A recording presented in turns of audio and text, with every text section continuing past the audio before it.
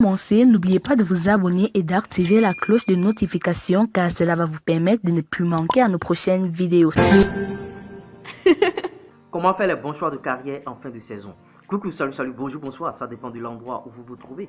Bien sûr, dans le monde de l'URS, votre manager foot ici, nous donnons des conseils aux footballeurs ou tout autre acteur intervenant dans ce secteur. Donc, si vous partagez cette thématique, la première des choses à faire, c'est déjà de commencer par liker cette vidéo au maximum, abonnez-vous à la chaîne et n'oubliez pas d'activer la cloche de notification. Dans cette vidéo, il s'agira de comment choisir un bon club. Bon, vous voyez, en fin de saison, souvent, il y a des joueurs, des footballeurs qui ont plusieurs propositions. Maintenant, ils ne savent pas qu'est-ce qu'il faut choisir, quel club choisir et ils sont dans l'embarras de choix. Et il y a certains qui font le mauvais choix parce que précipitation sur précipitation ou bien suivant bien sûr la manne financière, l'argent que va découler bien sûr la signature de ce contrat ou bien d'autres sont sous pression et tout et ils font le mauvais choix. Dans cette vidéo, ça va se savoir comment faire les bons choix de carrière. Je vais rentrer de plein pied bien sûr dans cette vidéo sans générique, sans rien et je vais vous distiller quelques conseils. Le premier conseil, c'est d'abord le temps de jeu. Quand vous voulez choisir un nouveau club, le temps de jeu, est-ce que vous avez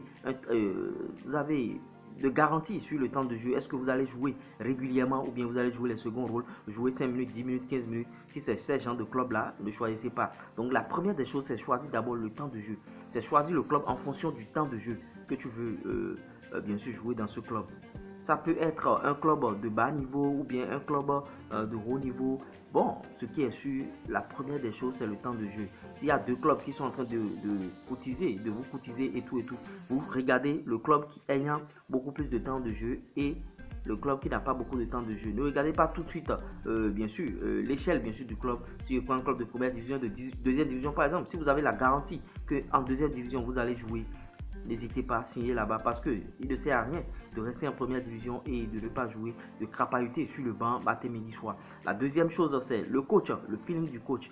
Le coach qui veut vous encadrer là-bas, vous renseignez un peu sur les coachs de ces deux clubs. Par exemple, si vous avez deux clubs à choisir, et vous avez un club à choisir parmi deux clubs, je prends l'exemple là. Vous regardez, bien sûr, vous faites votre enquête de proximité sur leur réputation. Est-ce qu'il a une bonne réputation? Les joueurs qu'il avait déjà gardés, vous essayez bien sûr d'avoir les informations au niveau de ces joueurs-là. Comment il se comporte avec ces joueurs? Est-ce qu'il amène les joueurs au haut niveau? Est-ce qu'il est bon? Est-ce qu'il est ça? Est-ce qu'il est ci? Est-ce qu'il est performant? Vous voyez? Maintenant, est-ce que le feeling du coach colle bien sûr avec votre feeling? Parce que n'oubliez pas, c'est un coach qui fait un joueur, même si bon, ton niveau n'est pas trop au top, le coach peut faire que tu peux devenir un très grand footballeur. Il va te faire confiance, il te donner des conseils et tout. Donc il faut regarder l'aspect là. Regardez l'aspect là, le coach qui est là, l'encadrement technique. La troisième chose, c'est choisir projet. Vous voyez, beaucoup de joueurs ne choisissent pas projet. Ils regardent l'argent, prime de signature, des millions ou bien on est en Afrique, si on est en Afrique, des centaines de mille et tout, ou bien 2 millions, 3 millions, et ils vont signer directement.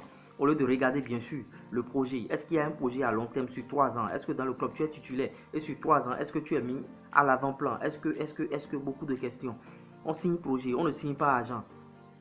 Surtout quand on est un jeune footballeur. Bon, je ne parle pas des joueurs qui ont déjà 34 ans, 35 ans. Hein. Là, c'est encore un autre débat parce que le gars, il sera en train de préparer, bien sûr, sa retraite. Pour les jeunes footballeurs, on signe projet. Est-ce qu'il y a un projet? Sur 3 ans, est-ce qu'il y a un bon projet? Maintenant, si tu ne signes pas projet, tu signes argent, du jour au lendemain, le club va te lâcher ou bien tu vas quitter le club et il y aura des problèmes encore. Ta carrière va commencer par battre de l'aile, par-ci, par-là.